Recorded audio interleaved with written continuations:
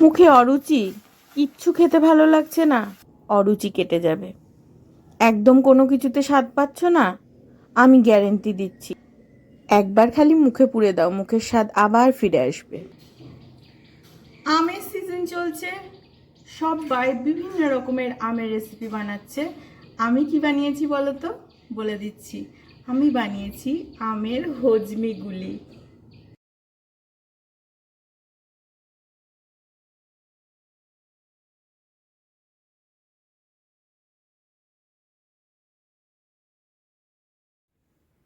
So yummy. এই yummy খাবার বানাতে গেলে তোমার এরকম ধরনের আম প্রয়োজন, মানে কাঁচা মিঠে কিংবা টক আম। আমার দেখো এই ছোট সাইজের আমটা একটু অন্য প্রজাতির আম, আর বড়গুলো অন্য প্রজাতির আম। আমার নামটা এখন ঠিক মনে পড়ছে না। এরম কাঁচা মিঠে আম নিলে কিন্তু সবচেয়ে ভালো। আমের খোসাগুলোকে সুন্দর করে ছাড়িয়ে নিয়ে একটা প্লেটে রেখে দিয়েছি। এরপরে বাড়িতেই চিলি ফ্লেক্স বানিয়ে নেব। মানে হলো 3টে আমের জন্য 3টে শুকনো লঙ্কা নিয়েছি, যেটা আমি এরকম করে কুচো করে নিলাম কাঁচিতে। আর বীজগুলো নেব না, শুধু মানে ফ্লেক্স বা খোসাগুলোই নেব। রেডি হয়ে গেল বাড়িতেই চিলি ফ্লেক্স। প্রায় 1 টেবিল স্পুন মতন চিলি ফ্লেক্স হয়েছে 3টে লঙ্কা থেকে। নিয়ে নিচ্ছি 1 ইঞ্চি পরিমাণ আদা, ভালো করে ছাড়িয়ে রেখে দিলাম। নেক্সট আমি কি নেব বলে দিচ্ছি, গোলমরিচ। গোলমরিচ যে কতখানি উপকারী তা নিশ্চয়ই বলে দিতে হবে না। সর্দি কাশির জন্য, দাঁতের জন্য, চুলের জন্য সব কিছুতেই কিন্তু এটা একটা উপকারী আয়ুর্বেদিক মশলা বলতে পারো। এই গোলমরিচও রেডি হয়ে গেল, এটাও ঠিক 1 টেবিল স্পুন মতনই হয়েছে। এবার নেক্সট নিয়ে নেব এলাচ। এলাচও তো ভীষণ উপকারী। এখানে 3টে আমের জন্য নিয়ে নিয়েছি 4টে এলাচ। এলাচের গুঁড়ো মার্কেটে কিনতে পাওয়াই যেত, কিন্তু ফ্রেশলি ক্রাশ করা এলাচের টেস্ট তো কতখানি হবে সে তো নিশ্চয়ই বলে দিতে হবে না। চলো, এলাচটা ক্রাশ করে নিয়েছি, আর এই খোসাগুলো ফেলে দেব, আর এটা এক জায়গায় করে নেব। আমার মশলার প্রিপারেশন রেডি।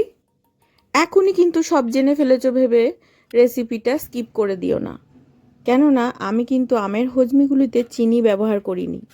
এখনও কিন্তু তোমার জানার বাকি আছে যে আমি কি কি দিয়ে এই চটপাটা আমের হজমিগুলি বানিয়েছিলাম। আমগুলো কীরকম মোটা শ্রেডার দিয়ে শ্রেড করে নেব, বেশি মিহি করো না, কেননা মুখে যখন আসবে না চেবানোর সময়, তখন শিমুয়ের মতো মুখে যখন আসবে খুব ভালো লাগবে। আদাটাও এর ওপরেই গ্রেট করে নেব। চলো এবার ঝটপট কুকিং প্রসেসে চলে যাই।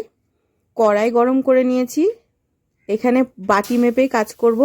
এখানে আমটা কিন্তু এই বাটির 1 বাটি হয়েছে, এই অনুযায়ী বাকি জিনিস পড়বে। হাফ বাটি জল দিয়ে দিলাম 1 বাটি আমের জন্য।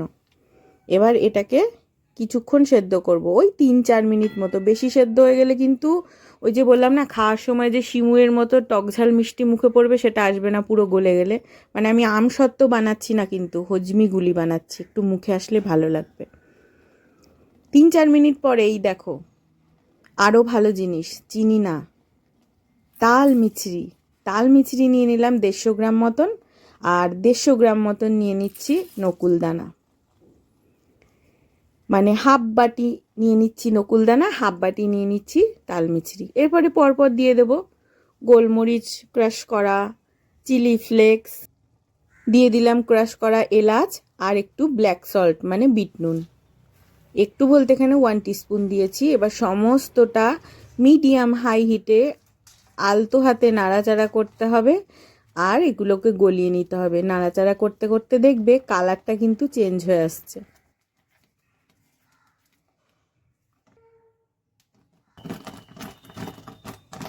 এই আওয়াজেই তোমরা বুঝতে পারবে যে এটা গাঢ় হতে শুরু করে দিয়েছে। আর দেখো কালারটাও কিন্তু সাথে সাথে চেঞ্জ হতে শুরু করে দিয়েছে। এগুলো এক একটা সাইন যে প্রায় হয়ে এসেছে এটা। এই দেখো কনসিস্টেন্সিটা কেমন হয়েছে। আর 2-3 মিনিট নাড়াচাড়া করব। আর দেখো সাইডে কিন্তু সাদা সাদা ভাব চলে এসেছে, আর কড়াইয়ের গায়ে আর লাগছে না। এই দেখো, আর কড়াইয়ের গায়ে লাগছে না। একদম স্মুথ হয়ে গেছে। চলো এবার নামিয়ে নিতে হবে ঝটপট। এটাই হচ্ছে সাইন যে কখন তুমি নামাবে। দেখো কত ইজিলি কড়াই থেকে থালাতে পড়ে গেল। এবার এটাকে ভালো করে ছড়িয়ে নাও।